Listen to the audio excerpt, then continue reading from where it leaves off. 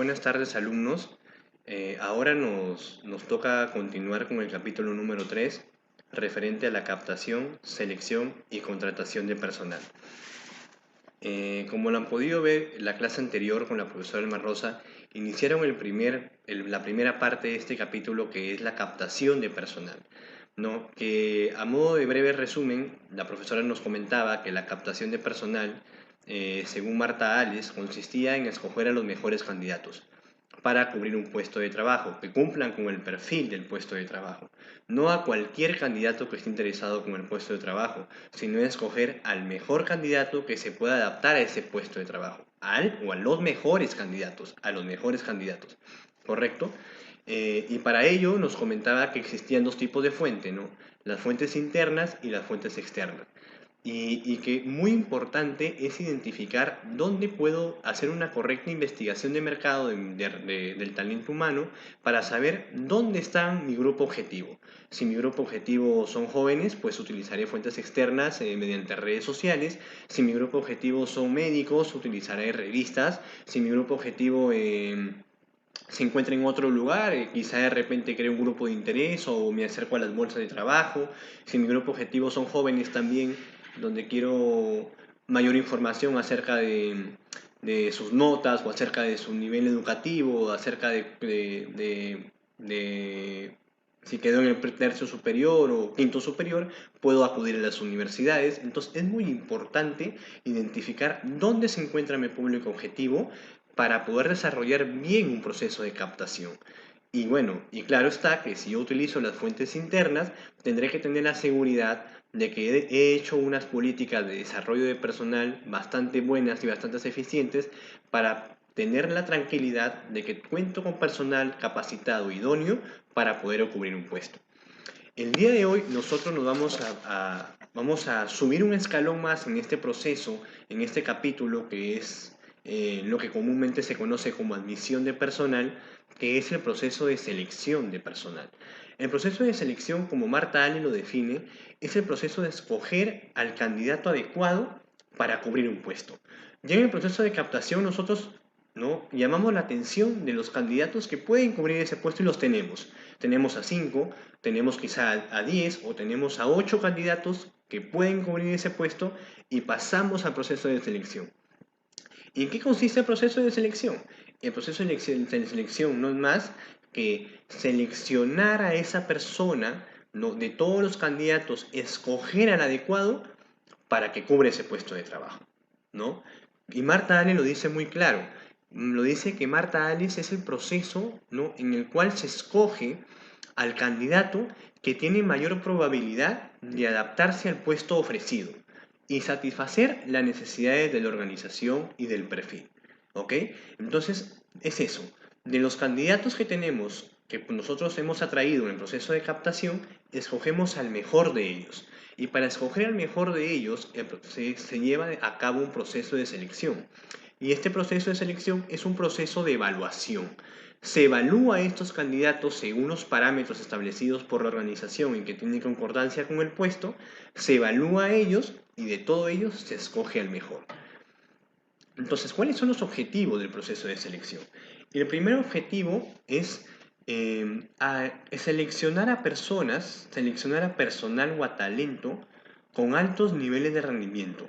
Yo desarrollo un proceso de selección para escoger al mejor de todos los candidatos, ¿no?, que pueda desarrollar adecuadamente las funciones del puesto, ¿no?, y tenga altos niveles de rendimiento y por lo tanto agregue valor a la organización. El segundo gran objetivo es asegurar que toda la inversión que yo le haga a ese talento que estoy admitiendo, que estoy seleccionando, toda la inversión en capacitación, en evaluación, toda la inversión que yo puedo hacer a ese talento, sea una inversión en función a los resultados que espero. O sea, sea una inversión que me genere un retorno.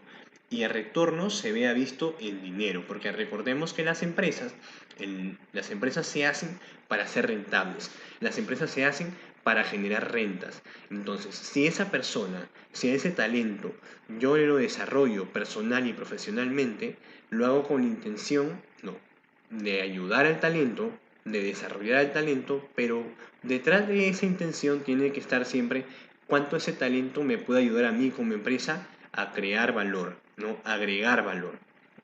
Y tercero, se hace un proceso de selección para contratar y ubicar adecuadamente a la persona. Ade- a- ade- Adecuar a esa persona, ubicar a esa persona en el puesto correcto, en el puesto ideal, en el puesto idóneo a su perfil. ¿Perfecto? Entonces, ¿qué se evalúa en el proceso de selección?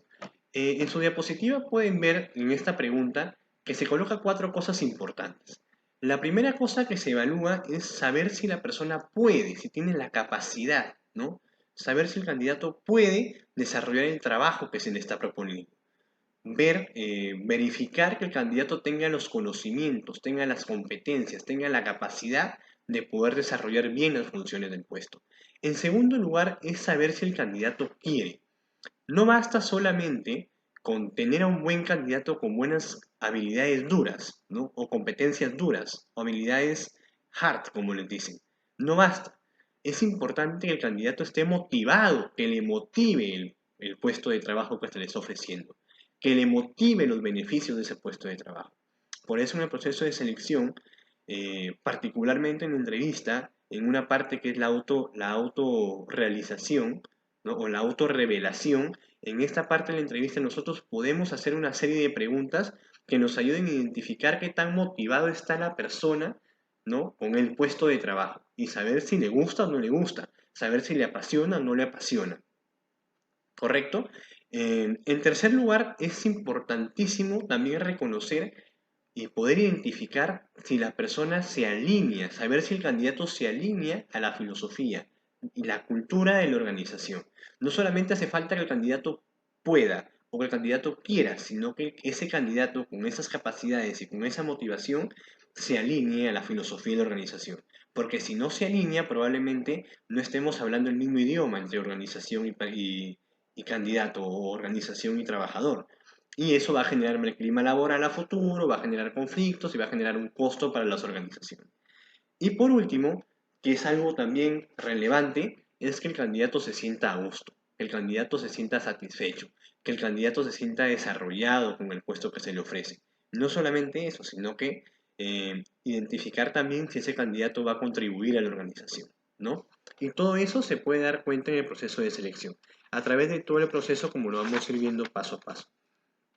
Se ha creído conveniente, algunos autores desarrollan, como lo pueden ver en sus diapositivas, específicamente en la diapositiva 7 y 8.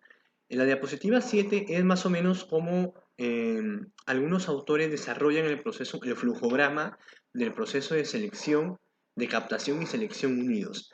Pero sin embargo, en la diapositiva número 8 nosotros se ha colocado el proceso de selección, que es el más simple, ¿no? Que es un poco simplificado del anterior, pero que es el que mejor se entiende, ¿no? Entonces, en este proceso de selección nosotros ya tenemos el reclutamiento, lo pueden ver.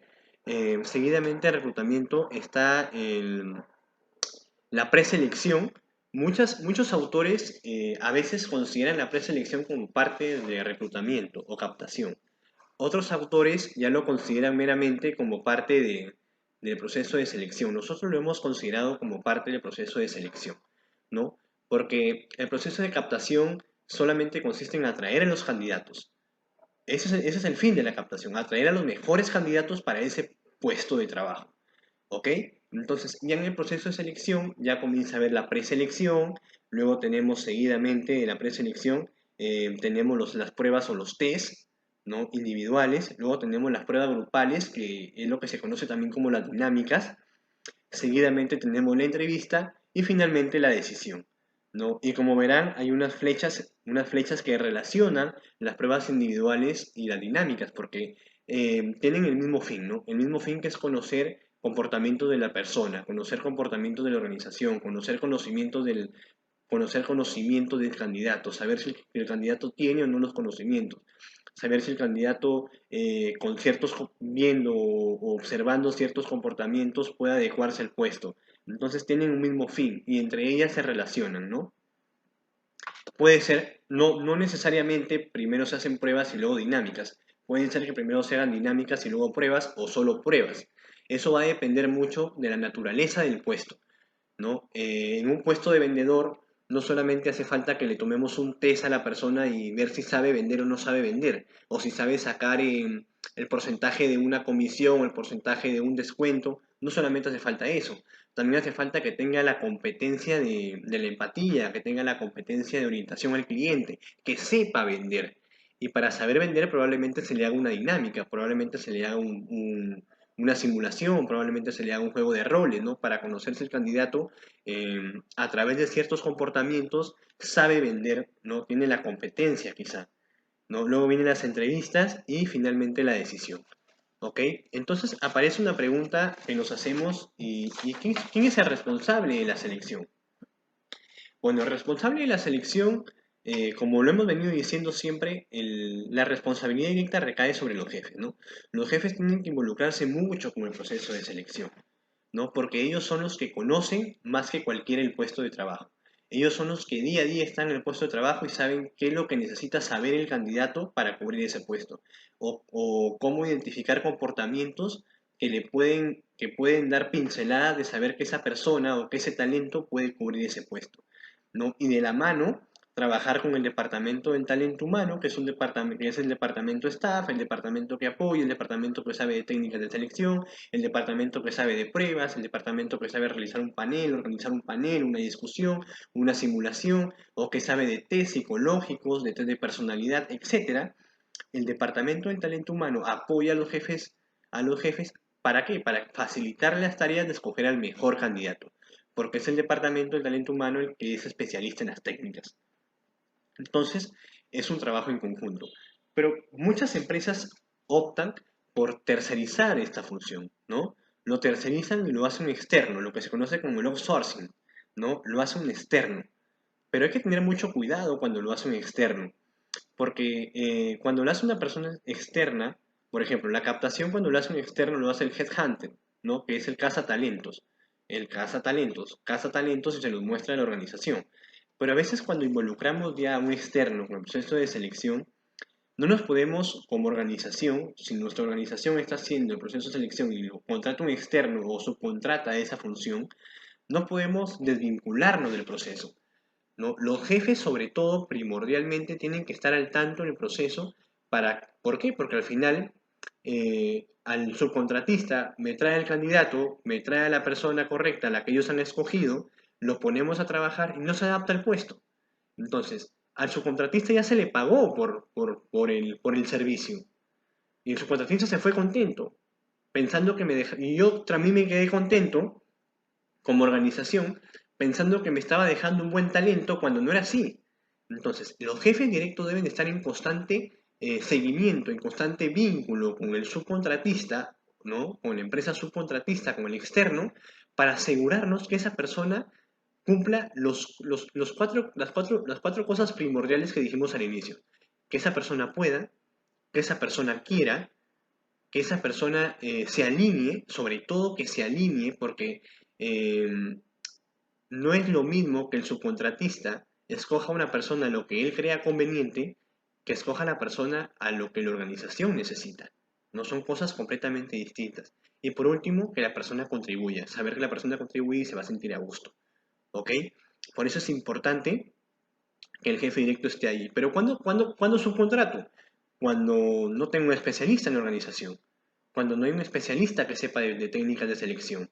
¿Cuándo subcontrato? Cuando quiero un enfoque imparcial, cuando veo que en mi organización hay muchos conflictos de intereses y quiero un enfoque imparcial, entonces subcontrato.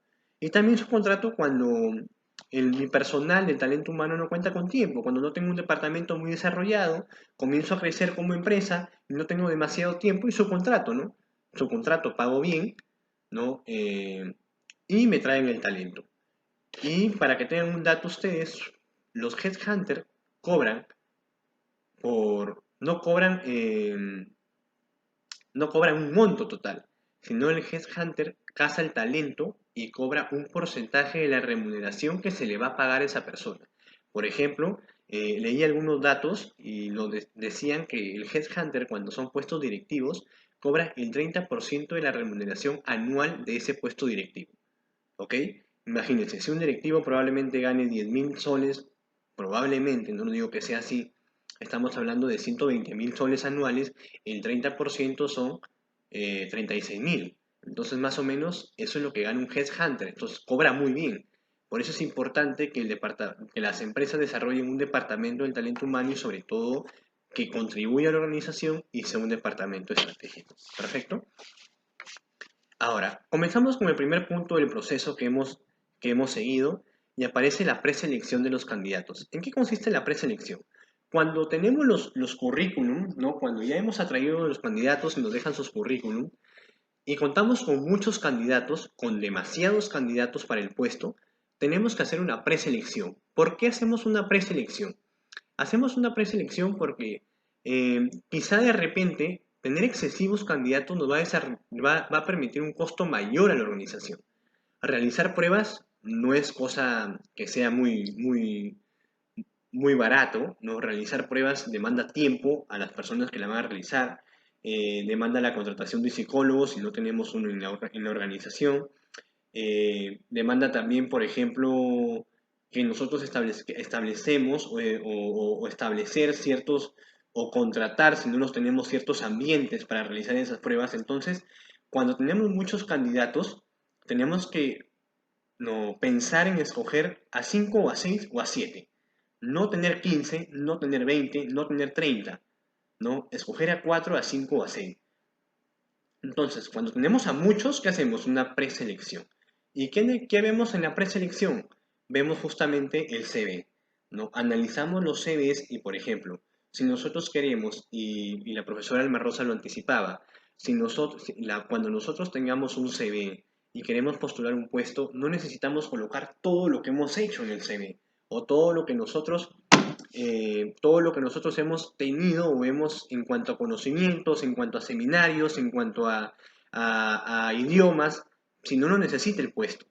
Nosotros tenemos que colocar un CV atractivo para ese puesto. Por ejemplo, si yo he llevado un diplomado en finanzas y he llevado un diplomado en talento humano y estoy postulando un puesto de talento humano, no la persona que selecciona, no es muy útil que yo coloque que he desarrollado, que he llevado un diplomado en finanzas, porque no se da, no cumple o no es un requisito para el perfil. Pero sí será demasiado indispensable y útil colocarles que yo tenía un diplomado en talento humano, en gestión del talento humano. ¿Por qué? Porque es necesario para el perfil. ¿Ok?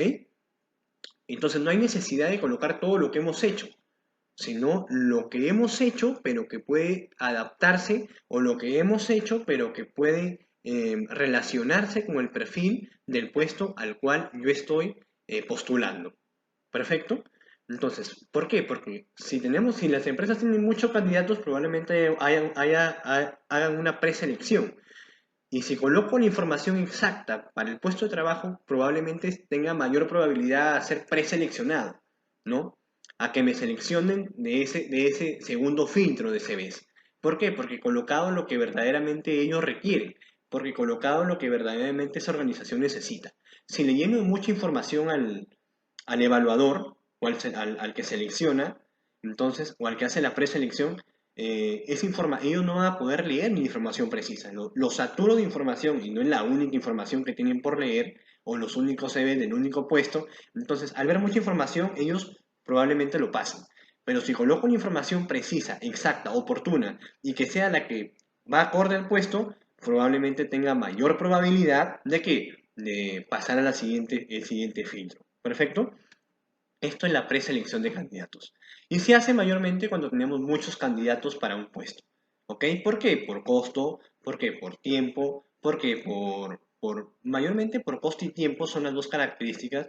Y otra característica también es por las personas, porque muchas veces eh, hacer el proceso de selección demanda tiempo del jefe, demanda tiempo del talento humano, del personal del talento humano, y ellos están ocupados en otras cosas. ¿Perfecto?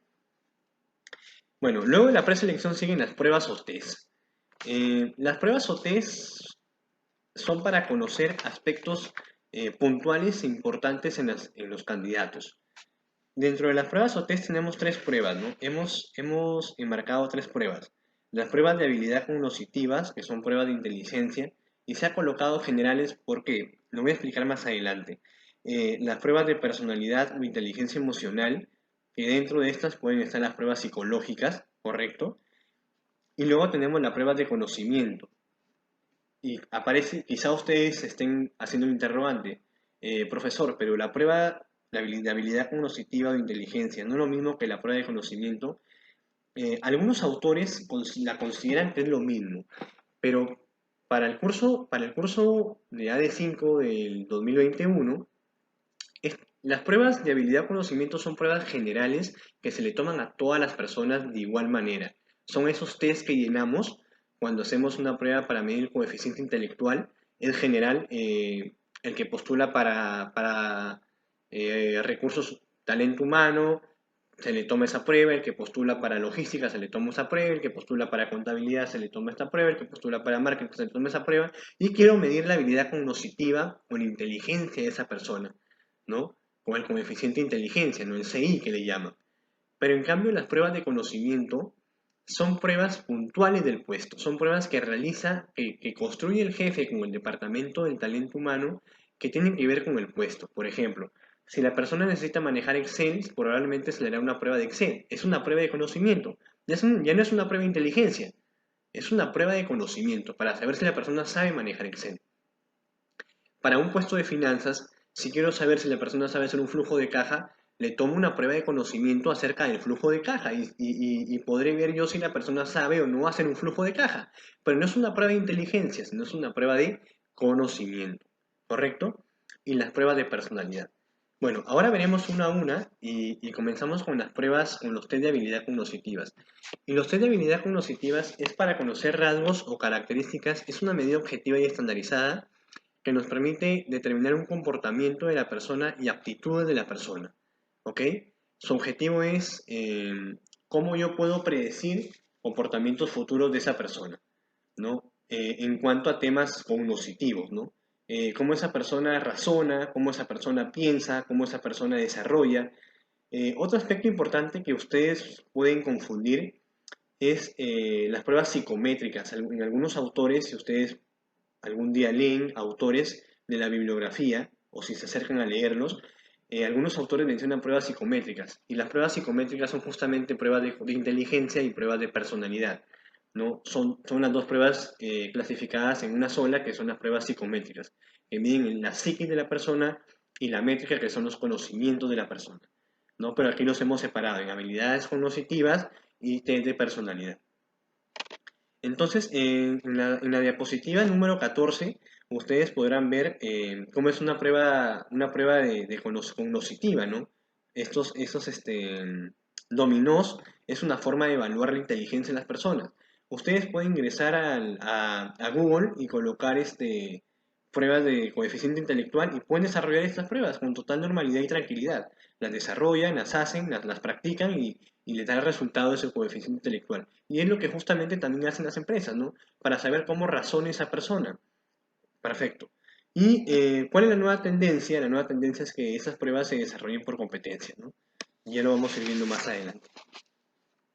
Luego tenemos la siguiente, que es el test de personalidad. Y el test de personalidad lo que hace es revela aspectos y características de la personalidad que son suyas, que son propias de cada una de las personas, ¿no? Y que determinan el carácter y el temperamento.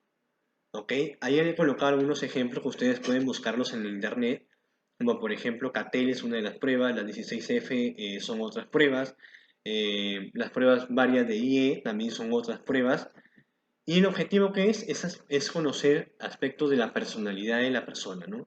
Facilitar la predicción de actitudes. Un ejemplo de ello es el caso María, ¿no? El caso, si le hubiéramos hecho a María una prueba de personalidad, una prueba psicológica, probablemente sepamos cuál es el perfil de María psicológicamente.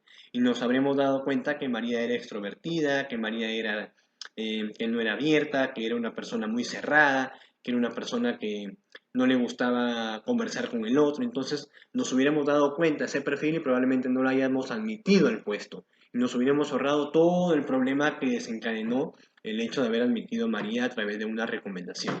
Perfecto. Por eso que en el caso de María Ruiz, nosotros pudimos identificar que el problema principal recaía en el proceso de selección, justamente por este aspecto, porque no se le realizaron los test de personalidad adecuados, porque a María no se le hizo una prueba psicológica para saber cuál era su perfil. Y si nosotros fallamos en esta prueba y no determinamos cuál es el perfil de la gente, probablemente la gente no se adapte al puesto, porque el puesto necesita a otro candidato con otro perfil, tenemos una persona con diferente perfil, y ahí aparece el clima laboral, ahí aparece conflicto de intereses, ahí aparece disputa de funciones, etc. de cosas que pueden generar problemas para la empresa.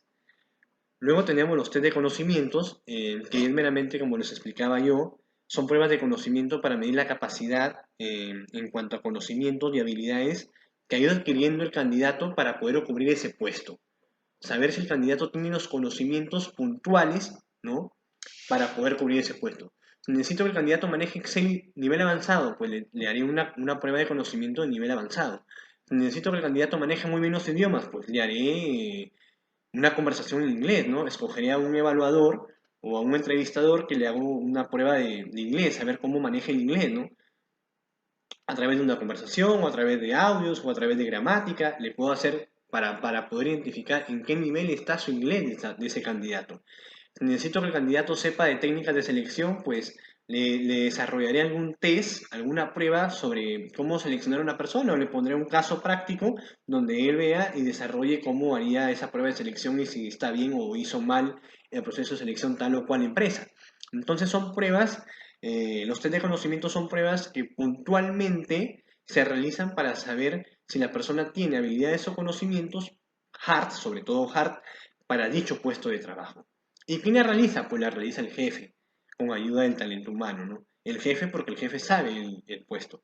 Entonces aparece una pregunta bastante importante y relevante hacernos aquí, y es que solo basta con hacer pruebas. O sea, si yo hago las pruebas, por ejemplo, si hago pruebas de coeficiente intelectual, como son las pruebas de inteligencia, si hago pruebas de personalidad, como son las pruebas psicológicas o alguna otra prueba que hay allí, si hago pruebas de conocimiento, saber si esa persona maneja o no maneja uno o tal o cual conocimiento indispensable para el puesto.